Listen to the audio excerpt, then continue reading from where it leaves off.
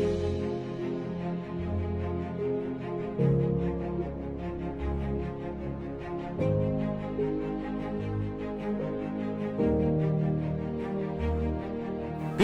2-р сургуулийн Green World Eco Club-ийн ногоон паспорт эзэмшигч сурагчд байна.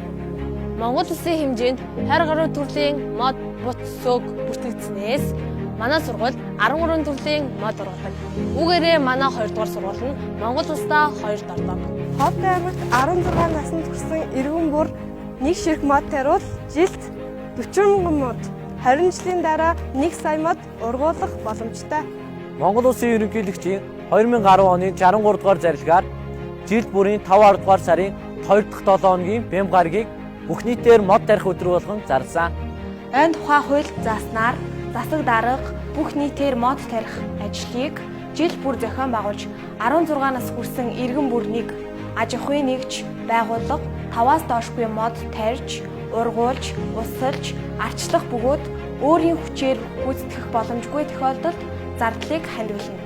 Ай мод нь хураа газрын бүх амьтан ургамлын 80% нь амьдрах орчин болдог. Жилд 17 сая модыг цаас үйлдвэрлэхийн тулд огтж байна. Их дэлхийн хүний хэрэгцээг хангахаас биш, шунлыг хангахгүй. Би хуулиад эдэлж мод тарина. Би ирээдүйнхээ төлөө мод тарина. Агаарын богтлыг басахын тулд мод тарьцгаая. Мод дагаж ус дагаж амьдрал.